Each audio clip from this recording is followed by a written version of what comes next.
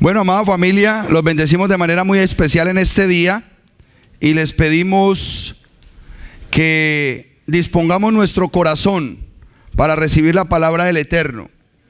Vamos a continuar con nuestras charlas inteligentes y vamos a pedirle al Eterno Rey de Israel que nos permita seguir creciendo en la oportunidad preciosa que nos ha dado, de poder traer las raíces hebreas al pueblo que ha sido bañado por la sangre del Mesías. Quiero un vasito de cristal, hermano. Hay un vasito de cristal allá para mí. Ok, amados hermanos, la charla del día de hoy es la charla inteligente número 7. Hemos venido haciendo esta serie de charlas.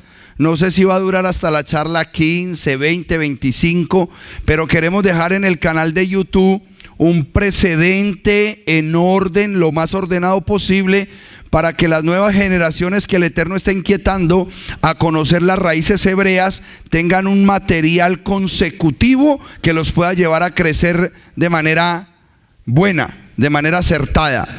La semana pasada nosotros empezamos con la charla inteligente número 6 y decíamos de la charla inteligente número 6 lo siguiente: Israel, dos casas, un solo pueblo. Israel, dos casas, un solo pueblo. Gracias, amado hermano. Esa fue la charla de la semana pasada. Hicimos un recorrido por la escritura mostrando que todo el plan bíblico y que toda la historia de la Biblia radica en ese punto, en que todo se dio para un solo pueblo, y que ese pueblo, por desobediente primero, fue dividido en dos reinos, y que de esos dos reinos uno se perdió completamente, pero el otro siempre ha sufrido diásporas, salidas y regresos, y ese es el pueblo de Judá. Terminamos la semana pasada con unas palabras importantes.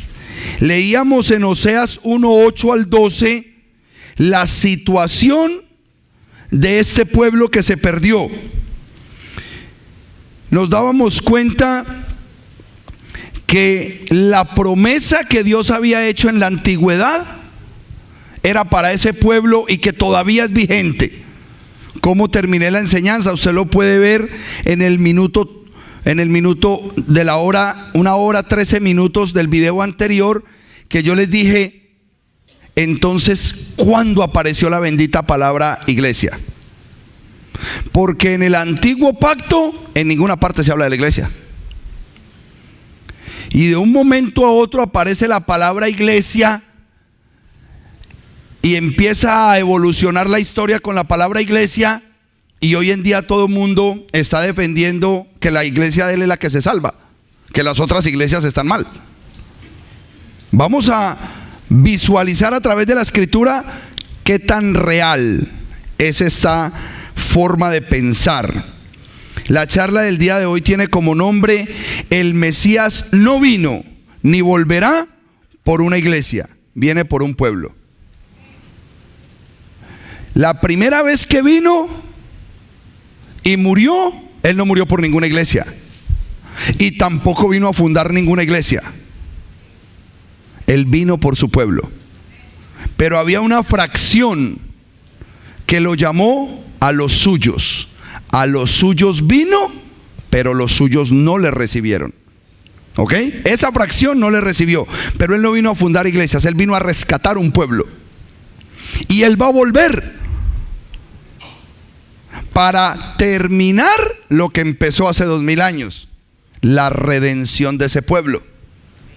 Y tenemos que aprender a mirarlo de esa manera, porque eso es lo que va a determinar las promesas del Eterno. Todos conocen Romanos capítulo 11, todos, versículo 1 y 2. Y en ese pasaje dice algo muy importante, Romanos 11. Sigo utilizando la versión católica porque me trae unas palabras muy potentes. Y les digo por qué uso a veces la católica, porque la católica, como nunca se le enseñó el libro al pueblo católico, entonces nunca se sintieron afanados para cambiar las palabras. Entonces encontramos palabras muy buenas. En Romanos capítulo 11 dice: entonces debo preguntar, ¿es posible que Dios haya rechazado a su propio pueblo? Por supuesto que no. De ninguna manera. Estamos hablando de Romanos capítulo 11. Entonces, ¿Dios desechó a su pueblo? De ninguna manera. Hermanos, cuando usted se enfrenta a la frase de ninguna manera, le están diciendo que no existe formato teológico moderno superdotado de palabras elaboradas que pueda romper este principio de que Él desechó a su pueblo. Él nunca desechó a su pueblo. Nunca lo ha desechado. Es más, continúa el versículo diciendo: por supuesto que no. Yo también soy israelita. Mira cómo amplía el concepto Pablo. Ni siquiera dijo ahí yo soy judío. Dijo yo soy israelita. Una cosa es ser israelita y otra cosa es ser judío. No todos los de Matanza, perdón, no todos los cubanos son de Matanza, pero todos los de Matanza son cubanos. ¿Cierto que sí? Pues no todos, en la misma pasa en Colombia. No todos los de Colombia son paisas, pero todos los paisas tienen que ser colombianos. Pues aquí está diciendo lo mismo. Una cosa es ser judío y otra cosa es ser israelita. Y aquí él está diciendo: yo también soy israelita, descendiente de Abraham, de la tribu de Benjamín. ¿Y dónde está Benjamín? En Judá. Recuerde que Benjamín está en Judá. Entonces él estaba tomando ese formato. No, dice el versículo Dios no ha desechado a su pueblo, al que de antemano conoció. ¿No se acuerdan de lo que dice la escritura acerca de Elías cuando éste acusaba a Israel ante Elohim? Que le había dicho: Señor, me he quedado solo. Y él dijo: me he reservado 7,000 varones que no han doblado su rodilla ante Baal. Él siempre tiene una reserva. Diga conmigo: remanente. Siempre hay un remanente guardado. Siempre hay un grupo de personas que Él tiene allá protegidas para que la verdad de Él no se disipe, para que la verdad de Él no se pierda. Siempre existe ese remanente. Entonces es muy importante que nosotros entendamos que el Mesías no vino, ni tampoco lo estamos esperando que regrese para salvar una iglesia. Él vino la primera vez para restaurar a su pueblo y regresará para terminar la función, el objetivo y la meta de restaurar ese pueblo. Eso es muy importante. Se tiene que ver el video anterior para que pueda conectar con la clase del día de hoy. Leímos una reseña importante que hacía el editor de la Biblia Católica Jerusalén esta es la Biblia Católica Latinoamericana, acerca del libro de Oseas, y nos hablaba directamente que la profecía de Oseas tiene que ver con el amante de Israel, porque para Dios Israel es su esposa. Proféticamente, para Dios Israel es su esposa. O sea que si yo voy a Romanos 11, ¿habrá desechado Yahweh a su esposa? De ninguna manera, por más prostituta que haya sido. Porque hemos leído que Él le dio carta de divorcio porque se prostituyó. Es muy importante que nosotros empecemos a pensar bajo el canon profético de Israel para poder entender la riqueza de esto. El amor de Dios por su pueblo fue, es y seguirá siendo. El amor de Yahweh por Israel fue, es y seguirá siendo, porque Él es el mismo de ayer, de hoy y de siempre, porque Él no cambia lo que dijo acá, lo sostiene acá y lo demostrará allá. Él nunca cambia. Nosotros somos los que hemos sacado unas teorías y se han vuelto tan famosas a través de las predicaciones que hoy la gente que viene a la fe sí cree que fue así, alimentada por muchas otras cosas que se han dado, llamado antisemitismo, conceptos denominacionales, religiosos. Hay muchas formas de mostrarle a la gente que eso sí cambió, pero es tan delicado el cambio que hoy hay 40,000 denominaciones diferentes, todas guiadas por el mismo documento. Yo no entiendo cómo hay 40,000 denominaciones que cada una de ellas dice tener la verdad, sabiendo que el documento es el mismo. Primero, porque tenemos que regresar al formato original. Tenemos que volver a entender que Él vino fue a establecer un pueblo y se llama Israel, y ese pueblo lo llamó su esposa. Ese Israel, les cuento que ya fue limpiada. ¿Para qué vino Él hace 2000 años? Para limpiar a su pueblo. Hermana Judith, ¿y usted cómo se va a dar cuenta que ahorita no vienen aquellos? Usted tiene que estar sentada allá. Ok. Ya todo el mundo es testigo. Si de pronto nos ponen un su, allá ya le hemos dicho dónde se tenía que sentar y no se sentó allá. Ok, continuemos. Viene el concepto de la esposa de Israel que ya fue limpiada. ¿Cuándo fue limpiada? Con la venida del Mesías. El sacrificio del Mesías purificó y limpió a esa esposa. Ya estaba listo el fenómeno redentor. La redención de esa mujer pecadora llamada Israel se estableció, quedó establecido por la muerte del Mesías. Efesios 2 del 11 al 14. Efesios 2 del 11 al 14.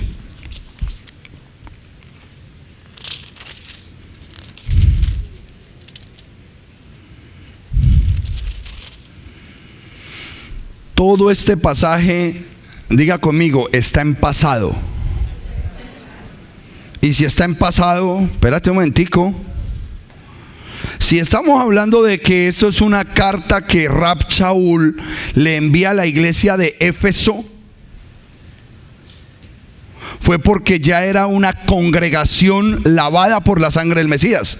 Él no le escribió a todos los efesios. Él nunca le mandó una carta a una ciudad. Él le mandó la carta a los hermanos en la fe en Roma. Él le mandó una carta a los hermanos en la fe en Corintos. Él le mandó una carta a los hermanos en la fe en Yeshua en Galacia. Así se llaman las cartas. Pero usted cuando escribe una carta a su mamá, usted no se la manda a todo Medellín. Usted se la manda a su familia que vive en Medellín. Entonces ese es otro lío que tenemos, que hemos hecho extensivas unas palabras que no le corresponden a todo el mundo.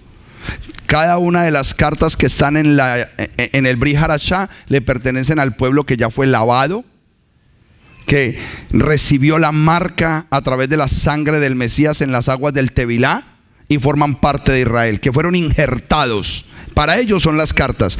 ¿Qué dice? Acuérdense. Si ya nos está hablando de que nos acordemos cuándo fue, pasado. Acuérdense de que fueron gente pagana. ¿Cómo dice en su Biblia? Acuérdense que fueron gentiles. Otro grave error, porque hoy la cristiandad se identifica como nosotros somos los gentiles. ¿Seguro? ¿Usted es gentil todavía? Sí, nosotros somos cristianos. No, que les digo yo la discusión allá. No, nosotros somos cristianos gentiles. ¿Cristianos gentiles? ¿Y quién se inventó esa vaina? Porque en la Biblia no existen cristianos gentiles. Usted fue gentil, ahora se supone que fue bañado con la sangre del Mesías. Ya no es gentil. ¿Qué lo dice que es pasado? Los que se llamaban a sí mismos circuncisos por una circuncisión quirúrgica, los llamaban a ustedes incircuncisos. En aquel tiempo, ¿cuándo? Pasado. no esperaban un Mesías, no tenían parte en el pueblo de Israel. Mira qué tan simple. En ese tiempo, por cuanto éramos gentiles, no teníamos parte del pueblo llamado Israel. Nunca nos dijeron, y estamos hablando del nuevo pacto, él hubiese dicho, si fuese así, en aquel tiempo ustedes no esperaban al Mesías y no formaban parte de la iglesia de Jesucristo.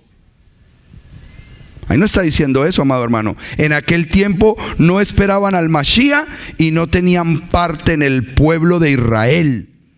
Y no les correspondían las alianzas. Ay, Dios mío. Mire qué lío. Lo estoy leyendo de la católica, hermanos. Lo más simple, lo más sencillo, lo que nunca han cambiado porque ellos nunca permitieron que leyeran la Biblia. Es muy bueno tener este formato para darnos cuenta de la verdad. No tenían parte en el pueblo de Israel y no les correspondían las alianzas de Yahweh. ¿Cuáles son las alianzas? Los pactos. No les correspondían a ustedes, pero ahora, como son pueblo, ahora sí les corresponden.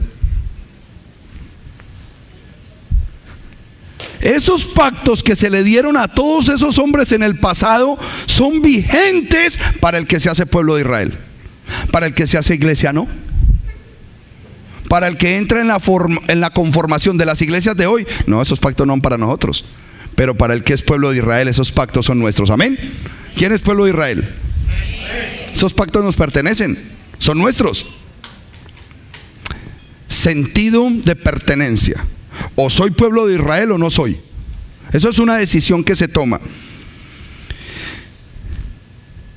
Ni sus promesas. Ustedes vivían en este mundo sin esperanza y sin Elohim. Pero ahora, voy a seguirle el caso a la Biblia católica. Ustedes vivían en este mundo sin esperanza y sin Dios. Pero ahora en Cristo Jesús y por su sangre, ustedes que estaban lejos han venido a estar cerca. Él es nuestra paz. Él ha destruido el muro de separación, el odio de los dos.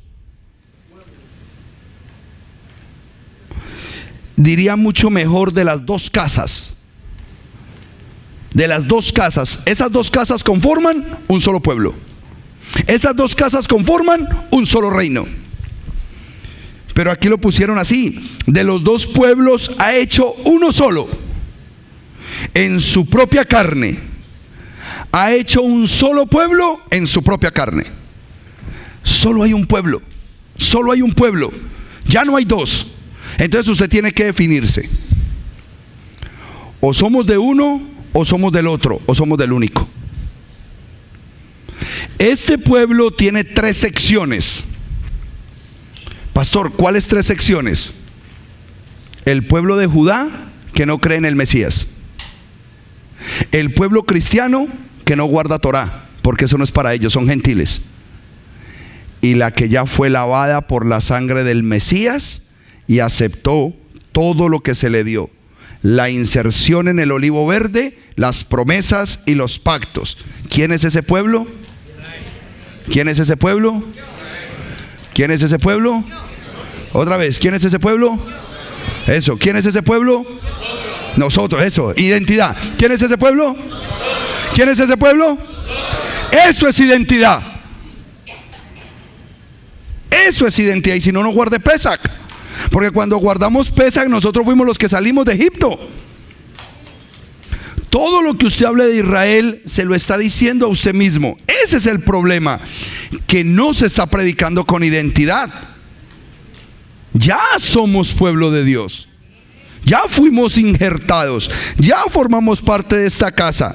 Ya somos aquella mujer que se prepara para el matrimonio con su Dios. Entonces, ¿cuándo cambió este concepto de pueblo y se utilizó la palabra iglesia?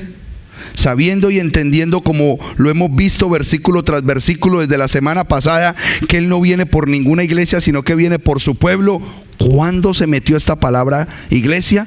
Para nosotros descubrir por qué se metió la palabra iglesia, tenemos que darnos cuenta cuál fue el proceso de cambio, porque no solamente fue la palabra iglesia. ¿Cómo se llama esto originalmente, esta figura? Menorá. Nombre hebreo para esa figura, pero cuando el traductor se enfrentó a la palabra menorá, no existía ninguna traducción para esa palabra. Menorá no existía. Entonces fue y la miró.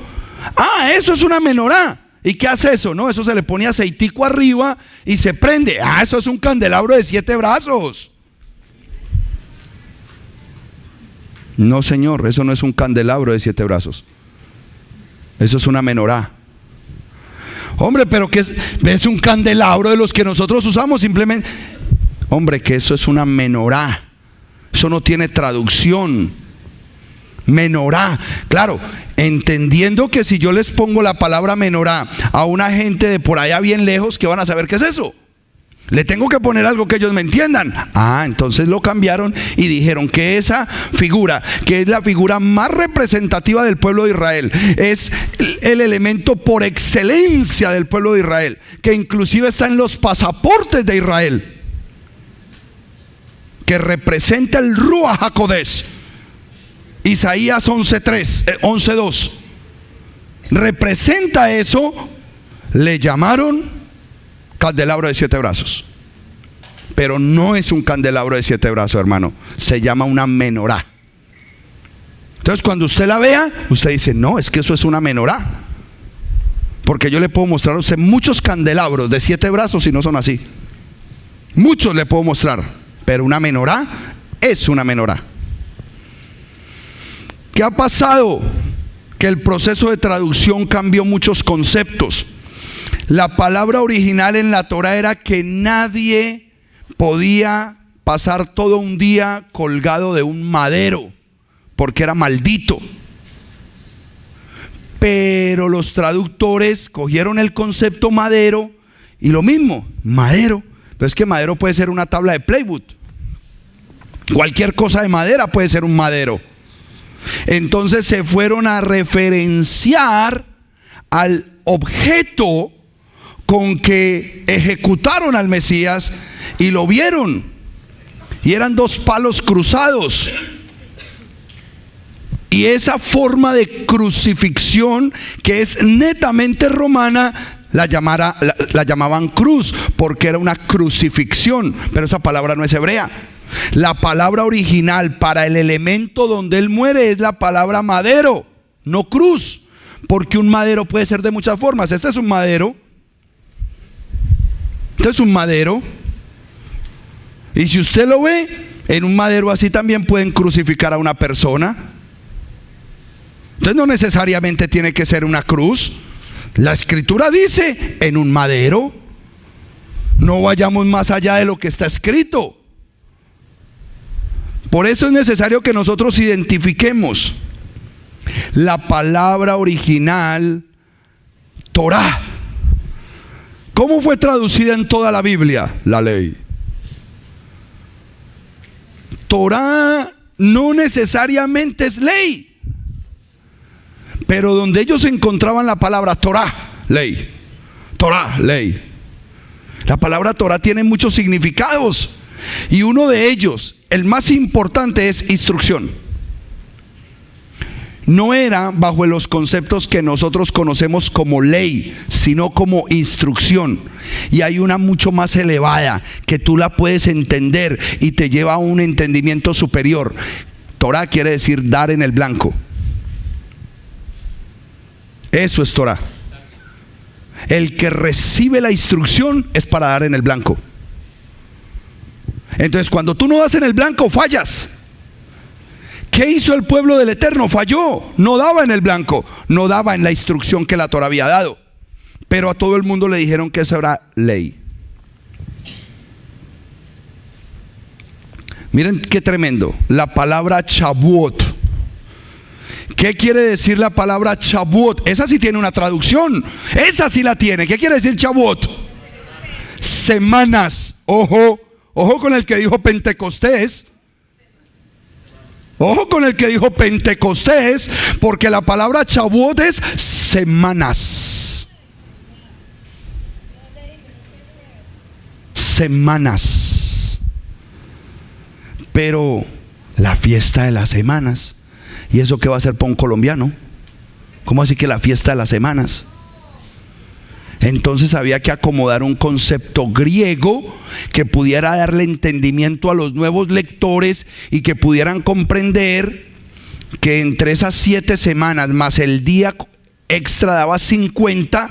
Entonces era una fiesta que se daba a los 50 días de Pascua y se le llamó Pentecostés por el 50. Pero originalmente la fiesta de las semanas. Es tan tremendo uno entender eso, que la palabra es Shavuot en semanas, porque inclusive ya queda bajo sospecha la famosa profecía de las 70 semanas. Ya queda bajo sospecha, porque la teología de hoy nos dicen que esas 70 semanas ya se cumplieron las primeras 7, luego se cumplieron las otras 62 y que estamos esperando la última semana. Entonces, como no se ha dado nada, entonces no, ya se cumplieron las otras 69, estamos esperando la última semana de años, que es la gran tribulación. ¿Y cuándo es? No. ¿Por qué? Porque dijeron simplemente el concepto de esa manera. Lo derribaron y lo establecieron de esa manera. Pero si a mí me dicen 70 semanas, me las invento como sea. Ah, pero dígame 70 Shavuot. ¿Qué es 70 Shavuot? 70 fiestas de Shavuot. ¿Y en cuánto tiempo pasan 70 fiestas de Shavuot?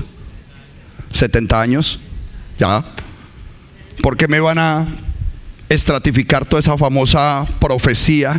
Y eso hay un estudio tremendo, que las 7 primeras ya se cumplieron, que las 62 otras ya se cumplieron, y que prepárese porque falta la última, pero en la última no vamos a estar porque Él nos arrebata antes. Y eso se arma una película de ahí, sabiendo que dice 70 Shavuot, y 70 Shavuot son 70 fiestas de Shavuot y dura 70 años. O sea que este año 2017, después del 29 de noviembre hasta el 14 de mayo, se cumplen las 70 Shavuot de que Israel fue fundado.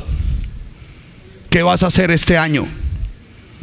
Sabiendo que se cumplen los 70 Shavuot de Israel. 70 años de la fiesta de Shavuot. Eso es distinto. ¿Qué vas a hacer? ¿Estás preparado? ¿Estás preparado?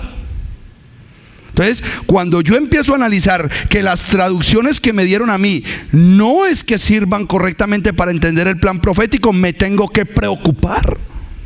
Mire la palabra Pesach. Pesach. ¿Qué quiere decir Pesach? ¿Cómo? Pasar por encima. Eso quiere decir Pesach. Pero yo me tuve que ir a averiguar. Yo dije, espérate un momentico, ¿qué dicen las conclusiones de nuestro vocablo en español para Pesach? La traducción correcta.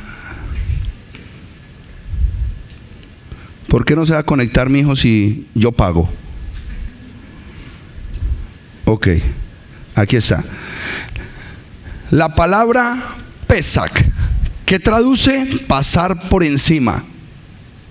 Pero nosotros, ¿cómo la recibimos de parte de la predicación de la Biblia? ¿Cómo qué? ¿Qué es Pascua? Usted simplemente pone eso ahí, ¿qué es Pascua? Y le da a buscar en Google. Entonces te sale Pascua, nombre femenino. Escuchen pues: festividad religiosa que se celebra en la primera luna llena de la primavera, en los que los judíos conmemoran la liberación de la esclavitud de su pueblo en Egipto. No, wow, no, eso era lo que creíamos. Todo el mundo lo que cree. Ah, no, eso es de los judíos. Primero estaban los judíos con 11 tribus más. No era solamente los judíos. Le faltó 11 tribus porque no salieron de allá los judíos, salió todo Israel.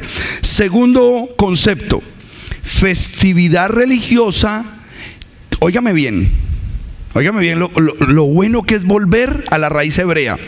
Festividad religiosa que se celebra el domingo después del plenilunio posterior del 20 de marzo, en que los cristianos conmemoran la resurrección de Jesús, ahí no dice Yeshua, de Jesús.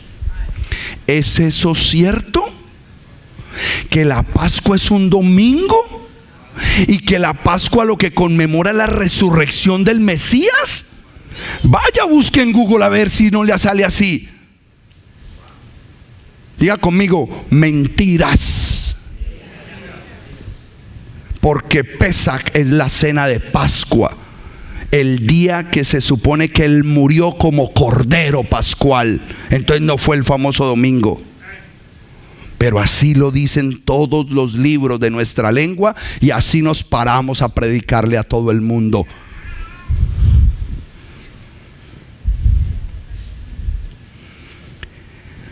Hedna. ¿Qué es la palabra Hedna?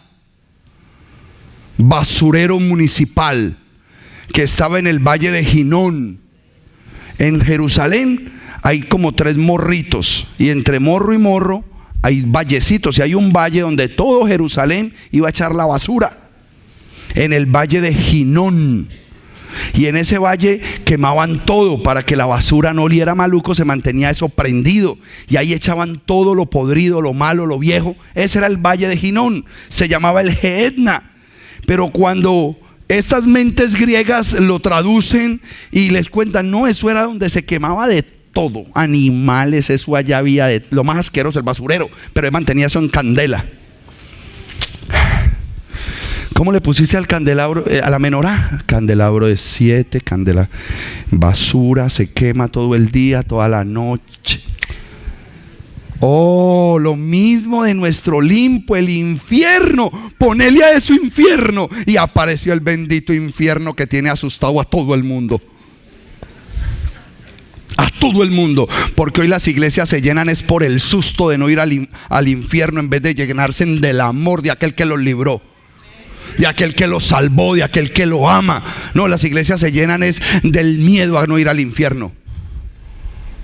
¿Por qué? Porque como la menorá, como Pesach, como el madero, como Torá. Vea este simple. La palabra Betlehem. Betlehem, casa del pan. Casa del pan, Betlehem, casa del pan. Eso suena raro. Entonces hicieron llamemos a eso Belén. Belén. ¿Qué quiere decir Belén? Entonces usted va allá, usted siempre se tiene que indagar a ver qué dice la gente. Cuando usted quiera saber qué dice la gente que sigue a Vicente, se mete a Google. Entonces dice, ¿qué es Belén? Belén. Y le da buscar solamente. Entonces le sale Belén. Oiga pues, ahí sí me asusté yo desde que empezó. Belén, nombre masculino. Y entonces doña Belén, ¿por qué le pusieron ese nombre? Busque lo que dice nombre masculino.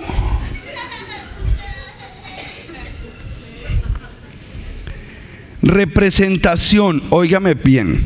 Betlehem, casa del pan. Betlehem, casa del pan. Eso es lo que traduce eso.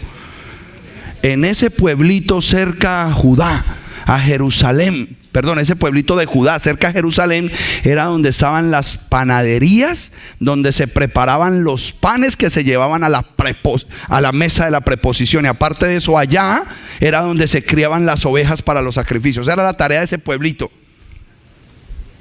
Por eso se llamó Betlehem, la casa del pan. De allá salían esas tortas grandes que eran 12, que se reemplazaban cada Shabbat en la mesa de la preposición, de la proposición en el lugar santo.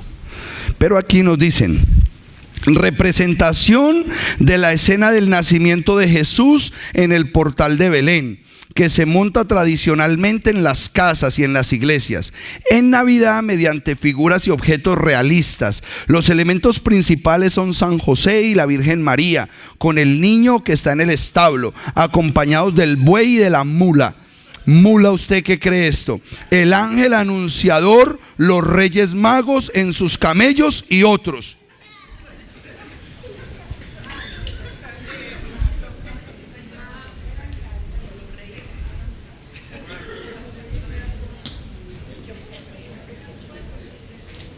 Gracias al Eterno a mí me sacó de la especie de mula que yo era, porque yo crecí con eso y yo creí que mi papá y mi mamá me habían enseñado la verdad. Pobrecitos, no fue verdad.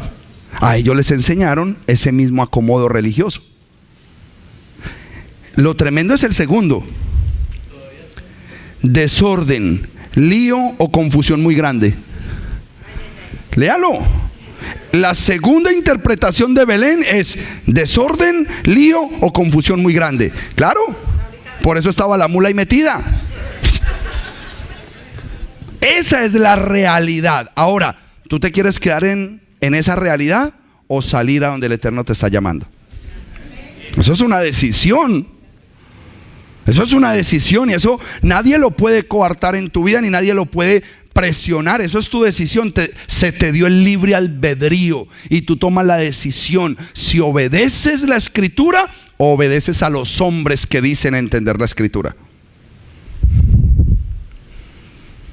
Y puedo seguir con una serie de palabras que nos llevan al entendimiento. ¿Por qué era importante esto? Porque yo necesito saber si iglesia está establecida bajo el concepto correcto, porque lo que más peso tiene hoy en la cristiandad es la bendita iglesia.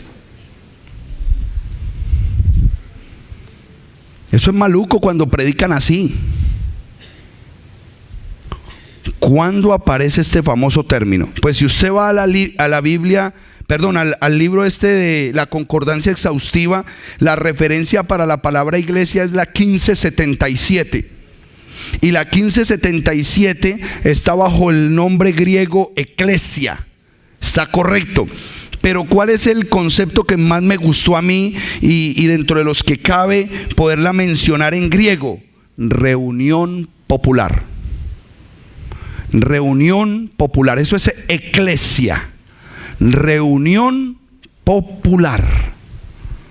Ahora, ¿por qué utilizan el término iglesia? Por el mismo fenómeno de la menorá. ¿Qué es eso? Una menorá. Pues yo no les puedo decir a ellos que eso es una menorá, porque no me van a entender. Ponele candelabro de 7 brazos. Bueno, ponele candelabro de 7 brazos.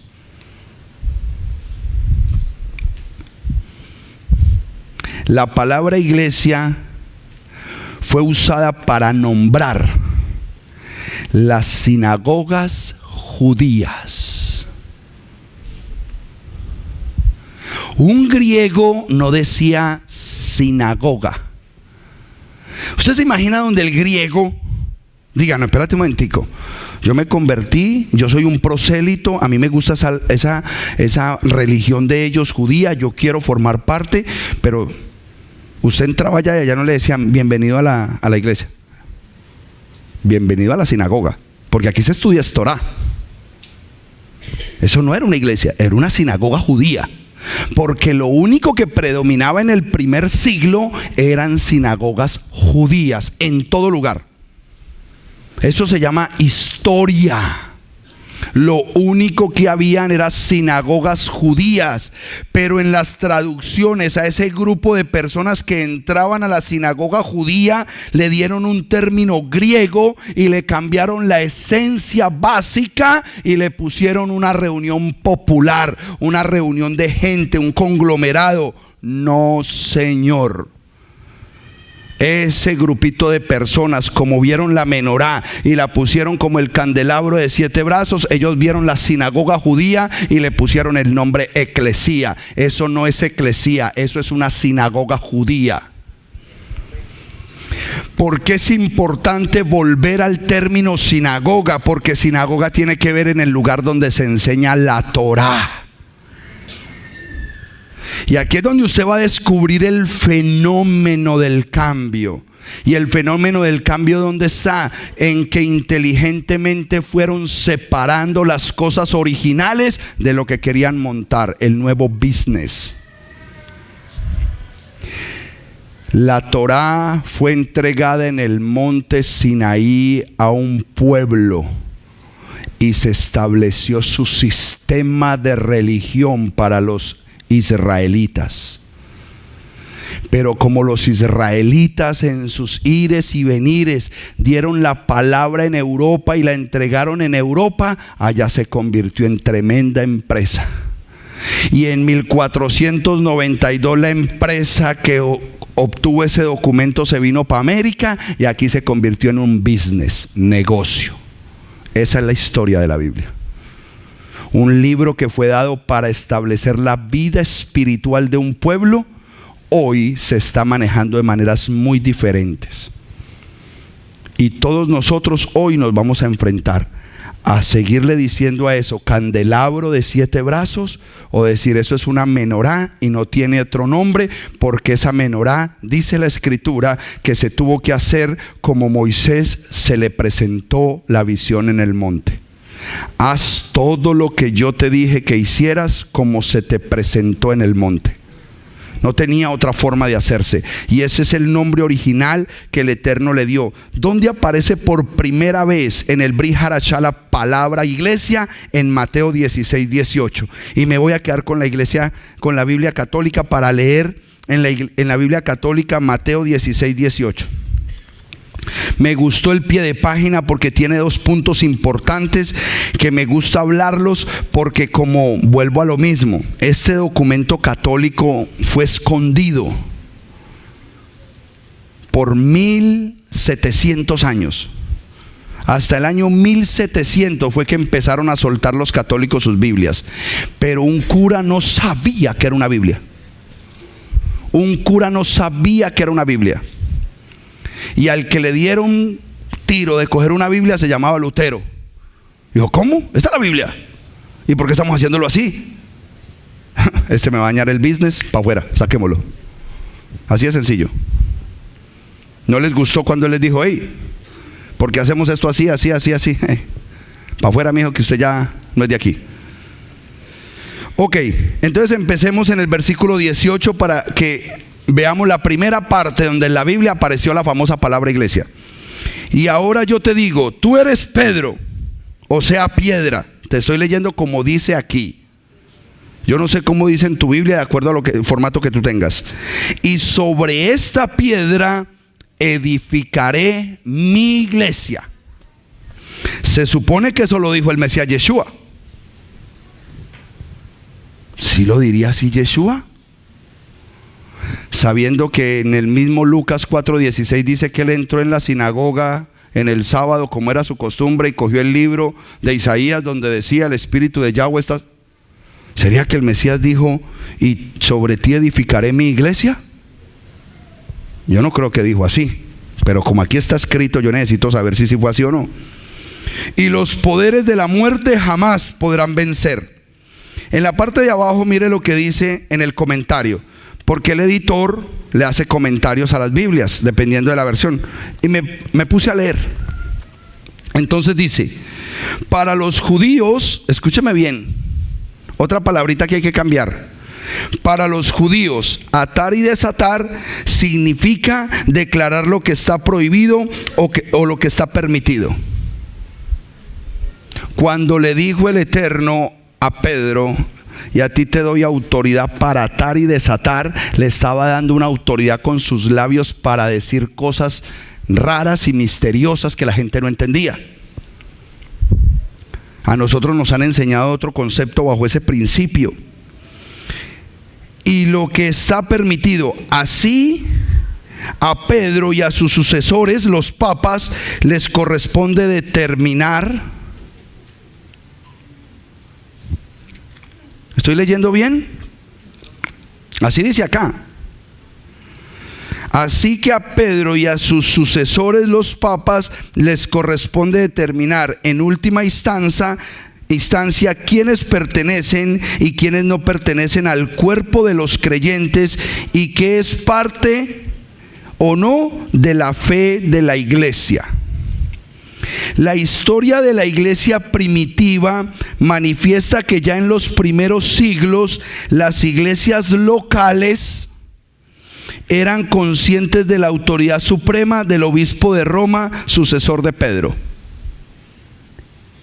Ojo con esto, amados hermanos, que cuando se montó la figura católica, se estableció el término iglesia para tener control de lo que estaban formando. Pero el término iglesia no tiene nada que ver con el concepto de sinagoga judía. Se supone que debieron llamar así las sinagogas. Luego dice más adelante, este texto no suprime otras palabras del evangelio muy importantes, en la que base de la iglesia es un colegio de apóstoles y donde nada se hace sin diálogo. Pedro es el portero, pero no es el maestro ni el padre. Pero no me acabaste de decir que este es el obispo, el Padre Supremo, el que sucedió a Pedro. Entonces ponte de acuerdo, o es o no es. Y así vive la iglesia de hoy en día, sin saber qué son, porque todo se ha enseñado bajo unas figuras que no tienen el sentido correcto.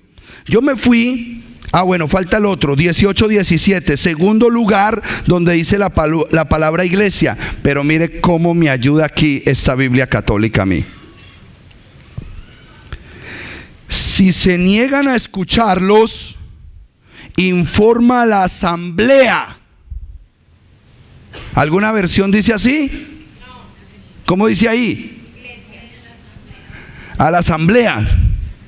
En la mayoría dice iglesias, pero aquí está católica, me ayudó. Informa a la asamblea. Si tampoco escucha a la iglesia, aquí sí ya apareció la iglesia. Entonces, iglesia, asamblea, congregación. Entonces, si yo voy a utilizar la palabra iglesia para referirme correctamente o a una sinagoga, o a una asamblea, o a una congregación, llámate iglesia. Pero si es para decir que la iglesia es otra cosa que el pueblo de Israel, estamos mal. Porque el pueblo de Israel se reúne en sinagogas, en asamblea, que se traduce como cajal, o en la congregación, la Keilah. Esos son los tres términos en los que se congrega el pueblo de Israel. Pero si tú lo llamas iglesia apartado de esos términos, tú montaste otra cosa. No es lo original. En Mateo Shem Tov, es uno de estos documentos que surgió de los hallazgos de Qumran, y apareció un documento donde se tiene un Mateo en hebreo. Y este Mateo pues escribe de otra forma y nos deja pensando a nosotros que como que el término iglesia y como que otros términos que nos enseñaron nunca existieron. Mateo 16-18 en el Shem Tov dice: yo te digo a ti que tú eres una piedra y yo edificaré sobre ti Bet Tefilá, casa de oración. Muy distinto. Bet Tefilá, casa de oración. Y el 18-17 dice así en el Mateo Shem Tov: pero si a pesar de todo sometimiento a juramento no escucha, dilo en la cajal. Y si no escucha en la cajal, considéralo como un anatema. ¿Qué es anatema? Yo ya les enseñé que es anatema, es el Strong 2764, y anatema es un objeto maldito. La clase pasada les dije, nosotros no podemos ser objetos malditos en la cajal. Nosotros no podemos formar parte del anatema del pueblo de Dios. ¿Y qué es un anatema? Aquel que piensa diferente a lo que Dios estableció. Eso es un anatema. Por eso decía el apóstol Pablo, Rab Shaul, que cuidado cuando venga otra persona a presentarles un evangelio, ¿qué? diferente, que sea anatema. Y estamos descubriendo entonces cuál es el evangelio que se debió predicar. Estamos descubriendo que el evangelio se debió predicar ¿a quién? A Israel. El evangelio se predica para que Israel se restaure completamente. ¿Y a quién se le predica? A todo el mundo. Porque de entre todas las naciones están saliendo los hijos de Israel que están inmersos en las naciones. La Strong 6951 para la palabra cajal. ¿Qué significa? Convocar, acercar, congregar, hacer fiesta, juntarse, llamar, reunirse, estirpe, gente, multitud, pueblo, tropa, turba. Conceptos originales que nunca debieron cambiar del sistema bíblico. El lenguaje específico son los vocablos objetivos para que traigan una mayor claridad al contexto. Si yo utilizo las palabras correctas, entonces yo me tengo que dar cuenta que Él nunca ha venido a restaurar ninguna iglesia de Él. Él vino a restituir, a restaurar un pueblo que se congrega, que está junto y que está buscando su palabra y su conocimiento, que busca obedecerle a la manera de Él. Lo que busco de manera exhaustiva es una explicación bien dada al pueblo de Dios. Quiero ser exhaustivo yo también en desmenuzar el concepto para que usted pueda ver las cosas con mayor claridad. Hacerle notar a todos los lectores de la Biblia y a los estudiantes de la palabra del Eterno que es un error reemplazar en el plan de Yahweh las cosas de Yahweh. Yo no le puedo decir a esto candelabro de 7 brazos. No es un candelabro de 7 brazos. Así lo que tú veas sea un candelabro de 7 brazos. Es una menorá. ¿A quién le gusta que le hablen las cosas por su nombre? Al que no, le gusta la mentira. Se siente cómodo con la mentira. Pero las cosas se deben llamar por su nombre. Y eso se llama menorá. Y la iglesia no es ninguna iglesia, es la cajal, es la congregación de los santos, es el pueblo de Israel, es el pueblo santo de Dios. Yo no puedo decirle al pueblo que es una iglesia, y más cuando quieres hacer de la iglesia una nueva institución fundada por Yeshua en Pentecostés. Porque si yo me vengo acá, que me gusta preguntarle a Vicente, ¿qué es Pentecostés? Pentecostés, ir.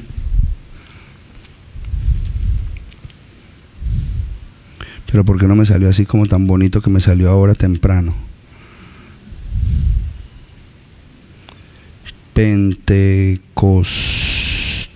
Pentecostés, aquí está. Pentecostés, nombre masculino. Ojo pues, lo leo de lo que todo el mundo sigue. Festividad religiosa que se celebra 50 días después de Pascua. ¿Es eso correcto? No, porque están pasando por encima de la fiesta de Bikurim. Ojo con eso. Se empieza a contar es desde Bikurim, no desde Pascua. Error. Matemática brava. Tú no le puedes celebrar el cumpleaños a tu esposa a los 15 días. Te matan. ¿Por qué a Dios le vas a celebrar sus fiestas cuando tú quieras? Pero aquí ellos dicen que es 50 días después de Pascua, en que los judíos conmemoran el día en que Dios les dio la ley en el monte Sinaí. Eso es correcto. ¿Qué es la fiesta de Pentecostés? Celebrar lo que recibió el pueblo de Israel. Ah, pero espérate, que aquí dice es el pueblo judío. Pueblo de Israel recibió la Torá en ese día. Segundo concepto, festividad religiosa que se celebra 50 días después de Pascua, en que los cristianos conmemoran la venida del Espíritu Santo sobre los apóstoles. Eso sí es cierto. La fiesta de Shavuot ahora cambió, porque como ahora no es para la sinagoga judía, sino para la iglesia cristiana, entonces lo que se está celebrando es el derramamiento del Espíritu Santo y la fundación de la nueva iglesia. Nunca fue lo que se estableció en la Torá. Pentecostés siempre será Shavuot, y es la entrega de la Torá. Que ese día el Eterno le plació en esa festividad derramar de su Espíritu. Es que para eso son las fiestas. El que guarda la fiesta recibe de su Espíritu. El que guarda la fiesta recibe de la unción. El que guarda la fiesta ve el plano profético claro de lo que le ha prometido. Si usted no celebra las fiestas, usted no va a ser recogido en Yom Teruah. Por más rodilla que usted haya doblado, por más fe que usted tenga en Jesús y en su sangre, Él viene el día de Yom Teruah y se lleva a los que escuchan el sonido del shofar. Esa es la fiesta. Como solamente le pasó a los 120 que estaban en el aposento alto guardando Shavuot. ¿Por qué no le pasó al resto? Solamente le pasó a los que estaban ahí recogidos, guardados, celebrando la festividad. En estos me derramo. Muy importante eso, amado hermano. La asamblea Cajal jamás será la iglesia, porque siempre el plan de salvación ha sido para su pueblo. Nunca ha cambiado.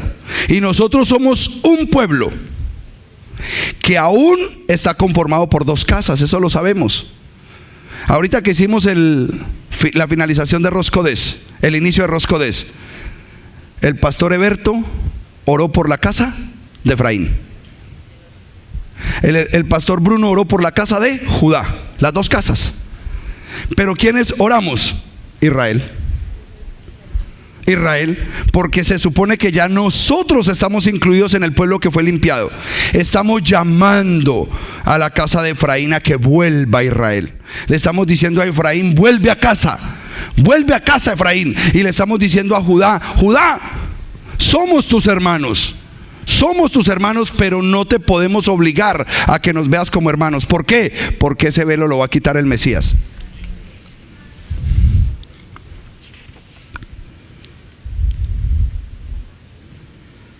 Ya sabemos el nombre de las dos casas. ¿Cuáles son?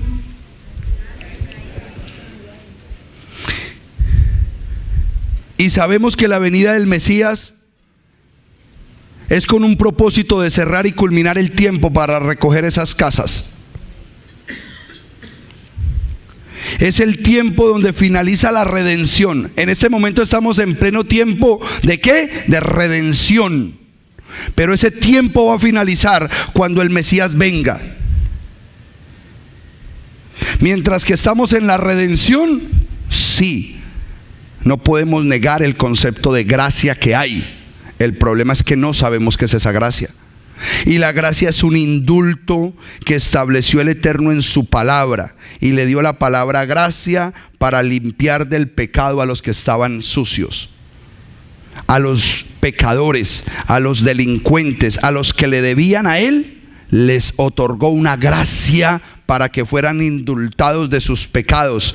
Es decir, estar bajo la gracia es saber que había una ley que se estableció para limpiarle el pecado a su pueblo. No fue gratuito este concepto. Ahora, les voy a decir algo. Esto me lo dijo una muchacha que conocí este fin de semana en Nueva York. Esta semana en Nueva York. Ella viene 4 años estudiando los fenómenos de las raíces hebreas solita y con lo que el Eterno le ha dado en una ciudad que se llama Alberta, en Canadá. Cuando supo que yo iba para Nueva York, entonces movió todo para poder estar ahí y poder recibir la información y poder establecerse claramente. Y me enseñó algo tremendo. Me dijo: pastor, ¿qué es más fácil? ¿Vivir bajo la ley o vivir bajo la gracia? Entonces yo le digo, pues, de acuerdo a lo que yo he entendido y conocido, es más fácil vivir bajo la gracia, porque ya no hay que guardar ley. Dice, ok, perfecto, estamos bien. Porque es que guardar la ley, ¿quién puede guardar esa ley? Eso como es de difícil. Y si fallamos en un solo pecado, nos hacemos transgresores de toda la ley. Eso es muy difícil. En cambio, bajo la gracia, tranquilo, Señor ya murió. Estar bajo la gracia, eso es muy bueno. Porque es que Él te cubre. La gracia es lo más rico que hay. Y me dice, ¿usted está seguro de eso, pastor? Claro. Porque es que como yo defiendo la Torah, yo miro que uno estar de mandamiento en mandamiento, pues que por gracia no teníamos que hacer nada.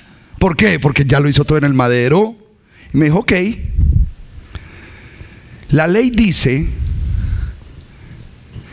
que si a ti te encuentran robándote un camión de valores, metiéndolo en un garaje para desmantelarlo, amarrando a los que estaban allá adentro, cogiendo las bolsas y montándotelas en los hombros, y saliendo de ese lugar y te coge la policía y esos dos testigos lo vieron todo, eres culpable. Eso es la ley, ¿cierto que sí? Por ley, usted está frito. Pero ¿qué es la gracia? La gracia te la enseñó el Mesías Yeshua. Y dijo, mira, estás entrando en un tiempo de gracia. Y en esta gracia, cuando tú te acuestes en un mueble, en tu casa, y tú pienses robarte un camión de valores, y tú pienses que para podértelo robar lo tienes que meter en un garaje y poderle abrir las puertas y amarrar a los dos que hay allá adentro y coger los 20 millones de dólares, y solamente lo estés pensando, y en el momento que te montes las dos tulas al hombro, suena la puerta de tu apartamento y llegó la policía porque tú robaste esos 20 millones de dólares. Eso es gracia. ¿Qué es más fácil? La ley. Porque la ley necesita de los dos testigos y que tú lo hagas. La gracia obliga a que ni tu pensamiento peque. Eso fue lo que enseñó el Mesías. Cualquiera de ustedes que se lleve una mujer en su pensamiento, ya adulteró con ella. ¿Qué es más fácil? ¿Guardar los mandamientos o guardar la gracia? Por favor, es más fácil eso. La lucha que tenemos en la mente, por favor. Y Él lo dijo, cualquiera que en su mente es culpable. Eso es gracia. Eso es gracia. ¿Sabe qué es gracia, hermano mío? Interiorizar la Torah. Gracia es guardar en tu corazón todos los mandamientos del Eterno y decir, Padre, ahora ayúdame con este conocimiento a que ni siquiera mi mente sea presa de la concupiscencia que hay en ella, y que yo no te ofenda con mis pensamientos, y que yo no ofenda a mi hermano con mis pensamientos. Ese es el nivel que Él tiene para su pueblo Israel. Entonces bajémonos de la película que es mejor vivir bajo la gracia. El que quiera vivir bajo la gracia está peor todavía, porque esa es la exigencia del Mesías Yeshua para los que guardan la gracia que Él estableció. Ni siquiera podemos pecar en la mente, hermano. Es duro, es duro. Ahora bien, les hablé de Jeremías 3, del 6 al 11, que nos contó la semana pasada ese pasaje, que por cuanto las dos casas pecaron y la desobediencia se estableció para las dos casas, tanto para la casa de Israel como para la casa de Judá, el norte y el sur pecaron, fueron expatriados, fueron sacados del plan de Dios, fueron echados fuera. ¿Por qué? Porque todos pecaron. Fue repudiada esta mujer adúltera, fue repudiada por su esposo. Ella recibió la carta de divorcio en el 722, antes del Mesías, y la mandó por boca del profeta Oseas. Y Oseas por 24 años, desde el año 746 hasta el año 722, por 24 años les dijo: ustedes van en decadencia moral y el Eterno les ha dado carta de divorcio, porque usted es una mujer adúltera. Lo mismo hizo con Judá en Jeremías 25 del 10 al 11. A Judá también le dijo: por cuanto ustedes también pecaron de esta manera, ustedes también son echados fuera. Dice Jeremías 25, 10 y 11. Suprimiré de su casa las manifestaciones de alegría y de contento, los cantos del novio y de la novia, el ruido de la piedra y del molino y la luz de la lámpara. Todo este país será saqueado y quedará reducido a un desierto, y esta nación servirá al rey de Babilonia durante 70 años. Aquí le dio lo suyo a Judá. Aquí entregó. El resumen está en Isaías 8:14, que él fue el que le puso el tropezadero tanto a la casa de Israel como a la casa de Judá. Las dos quedaron bajo la misma condición y las dos necesitan redención. Las dos necesitan redención. La casa de Israel, Efraín o José, se refiere a las 10 tribus perdidas. Ellas nunca regresaron. Nunca regresaron. Oseas 4, 17, 18 dice, vamos a leer aquí Oseas, que está cerquita.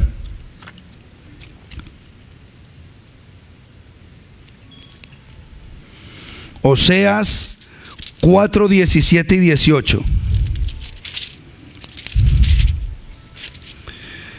Efraín se ha aliado con los ídolos, que su Dios lo deje pues.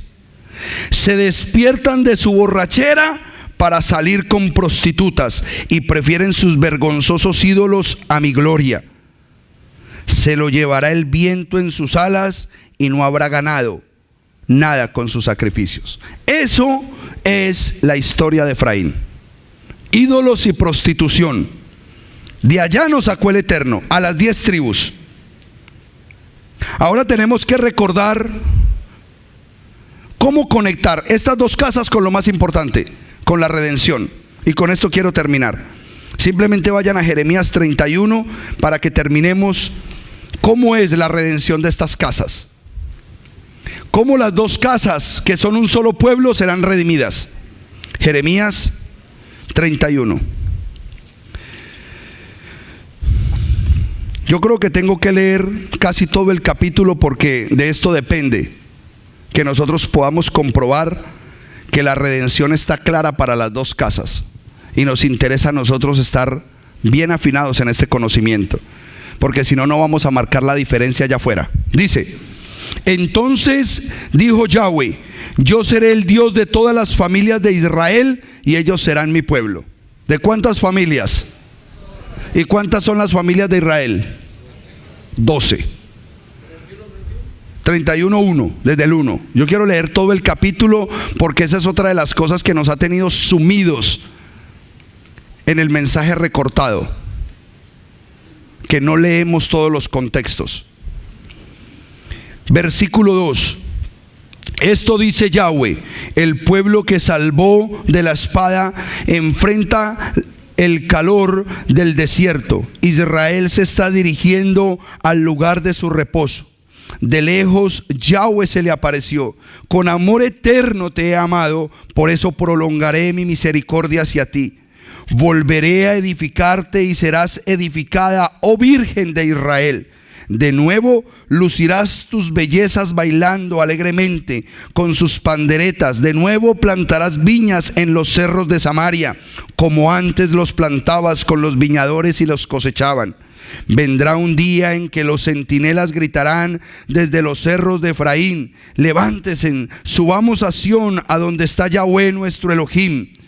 Y añade Yahweh: victoreen con alegría a Jacob, aclamen a la primera de las naciones, háganse escuchar celebrando y publíquenlo. Yahweh ha salvado a su pueblo, al resto de Israel.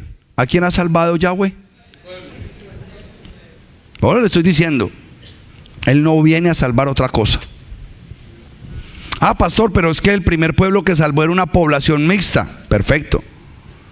Pueden venir chinos, mongoles, colombianos, venezolanos, de donde vengan, y que no tengan estirpe de Israel, pero se convierten al evangelio y obedecen los mandamientos, entonces son Israel. Pero Él vino fue a restaurar a Israel, no ninguna iglesia, no ninguna denominación, no ninguna religión. Él viene por un pueblo. Y lo que más necesitamos es tener esa identidad. Versículo 8. Y pueden marcar el 7. Yo quiero que marque el 7 porque usted no se le puede olvidar que Él nunca ha cambiado. Él viene a salvar a Israel. Miren cómo los traigo del país del norte. Y nosotros aquí en el país del norte. Una belleza. Y cómo los junto de los extremos del mundo. Están todos ciegos y cojos, mujeres encinta y con hijos, y forman una multitud que vuelven para acá. Partieron en medio de lágrimas, pero los hago regresar contentos. Los voy a llevar a todos los arroyos por un camino plano para que nadie se caiga, pues he llegado a ser un padre para Israel y Efraín es mi primogénito. ¿Quién es el primogénito? ¿Quién es el primogénito? ¿Quién es el primogénito? ¿Quién es el primogénito? ¿Quién es el primogénito? ¿Quién es el primogénito? ¿Quién es el primogénito? Ah, ya cambiaron. Falta mucha identidad en el pueblo del Eterno, qué lástima. Por eso los milagros se les dan a otros. Mientras que usted no se sienta pueblo, no le van a dar los milagros. Se los dan a otros que sí son pueblo. Ay, pero usted ¿por qué me dice que yo no soy pueblo? Pues si te estoy preguntando y decís que son ellos. Su pueblo, ellos, los israelitas, tú, yo. Para eso me bañó esa sangre. Este es el fundamento de las raíces hebreas. Centrar al pueblo en su conocimiento. Si el pueblo cristiano evangélico entendiera que las raíces hebreas es una preciosa oportunidad que el Eterno les está trayendo para ir a un nivel superior de entendimiento y de vida kadosh. Eso es las raíces hebreas. Y el Eterno va a usarlo a usted para llegar a esas personas. Versículo 10. Que todas las naciones escuchen la palabra de Yahweh, proclámenla en las islas lejanas. El que dispersó a Israel lo reunirá y lo cuidará como un pastor a su rebaño. Porque Yahweh ha rescatado a Jacob y lo ha librado de las manos de los poderosos. Voy a leer del 18 al 22. Escuchó quejarse a Efraín. Me has pegado y he sido castigado muy duro como un novillo indómito. Haz que yo vuelva y volveré, ya que tú eres Yahweh mi Dios. Si bien me he descarriado, ahora me arrepiento. Me doy cuenta y me golpeo el pecho. Estoy avergonzado y confundido, pues pesa sobre mí mi infame juventud. ¿No es Efraín para mí un hijo preferido? ¿No es un niño mimado para que después de cada amenaza deba siempre pensar en él? Y por él se conmuevan mis entrañas y se desborde mi ternura, dice Yahweh. Coloca señales, pon en su lugar las marcas. Fíjate bien en la ruta, en el camino por el que te has ido. Vuelve, Virgen de Israel, vuelve a estas tus ciudades que son tuyas. ¿Hasta cuándo andarás de aquí para allá, hija rebelde? Porque Yahweh ha presentado una cosa nueva en la tierra. La mujer es la que busca hoy a su marido. Nosotros somos los que estamos buscando hoy de él. Nosotros somos los que anhelamos a él. La primera vez que él vino, él nos encontró porque nosotros estábamos perdidos. Pero esta vez está despertando en nosotros el conocimiento y el entendimiento que como esposa debemos buscar a nuestro marido. Debemos agradar a nuestro marido. 27 y 28. Se aproximan días, dice Yahweh, en que sembraré en la casa de... Oigan esto, porque aquí está más claro que esto no se puede. Se aproximan días, dice Yahweh, en que sembraré en la casa de Israel y en la casa de Judá semilla de hombres y semilla de animales. Y del mismo modo que me preocupé por arrancarlos y destruirlos, demolerlos, acabarlos y perjudicarlos, así también estaré atento para edificarlos y plantarlos, dice Yahweh. Este es el tiempo de eso. Versículo 31 al 33. Ya llega el día, dice Yahweh, en que yo pactaré con el pueblo de Israel y con la casa de Judá. Ojo, oído, oído. ¿Va a pactar con quiénes? Israel y Judá. Con Israel y Judá, las dos casas. Pero mire lo que viene ahorita. A las dos casas no le va a hacer lo que viene ahorita, solamente a una. Él va a pactar con las dos casas, pero a la que viene ahorita le va a hacer algo que no le tiene que hacer a la otra. Escuchen bien. Ya llega el día, dice Yahweh, en que yo pactaré con el pueblo de Israel y con el de Judá una nueva alianza. No será como esa alianza que pacté con sus padres cuando los tomé de la mano sacándolos de Egipto, pues ellos quebraron la alianza siendo que yo era su esposo. Me gusta donde dicen su esposo. Esto es un trabajo precioso de restauración familiar, de la pareja, su pueblo y Dios. Versículo 33, oído. Esta es la alianza que yo pactaré con Israel en aquellos días por llegar, dice Yahweh. Ya no habla de Judá, solamente de Israel. ¿Cuál? Pondré mi ley en su interior, la escribiré en sus corazones y yo seré su Dios y ellos serán mi pueblo. ¿Por qué no habla de Judá? Porque ellos ya tienen la ley guardada en su corazón, porque ellos viven por ella, porque ellos guardan sus fiestas, porque ellos guardan sus mandamientos. Porque cuando usted ve un judío va caminando mirando hacia el suelo para no tener que mirar a otra parte y no tener que ver mujeres que no son de él. Desde niños les enseñan, lo primero el Shema y segundo a no mirar lo que no es de ellos, para que no haya lujuria ni codicia en sus corazones. Para nosotros nos tienen que enseñar eso.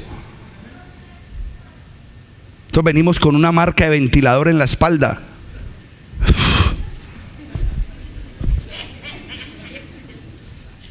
Nosotros los tzitzit nos los debemos poner aquí en las cejas, aquí. Nosotros venimos con ese daño, hermanos.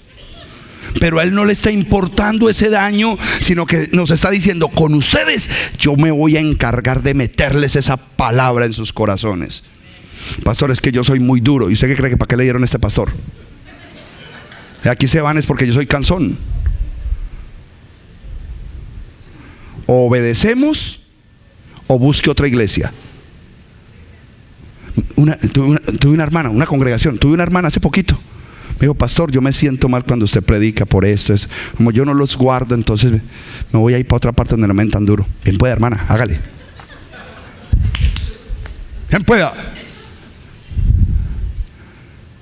Pero yo me paro aquí es a exhortarlo a que usted interiorice la Torah, que usted vuelva a ser un verdadero israelita, que usted sepa que su corazón y su mente le pertenecen a su rey y que usted es un hombre maduro que conoce sus debilidades, una mujer madura que conoce sus debilidades y lo único que quiere es agradarle al Eterno.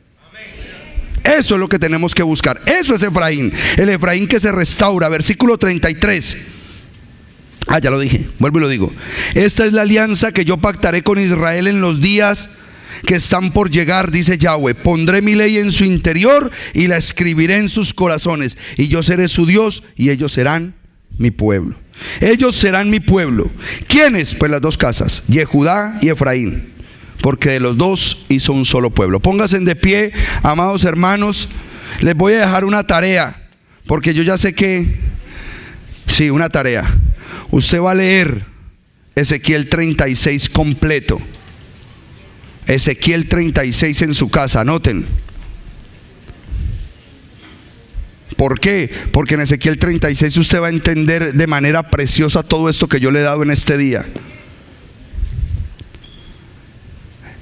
El Mesías, Yeshua, ¿por quién vino? ¿Y cómo se llama ese pueblo? ¿Y quién es ese pueblo? Punto. Nos interesa ser Israel. Esa es nuestra gran necesidad. Que la unción del Eterno vaya trabajando en nosotros a través del Espíritu de Dios. Amén. Quiero que cierren sus ojos ahí donde están para despedirlos en oración.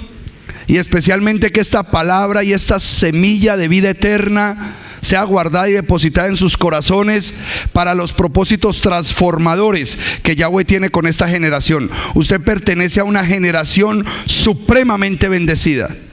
Supremamente bendecida, porque usted es el pueblo que le va a abrir los ojos a mucho pueblo. Amén. Padre celestial y glorioso, yo te doy gracias en esta hora. Toda Rabá Yahweh Sebaot.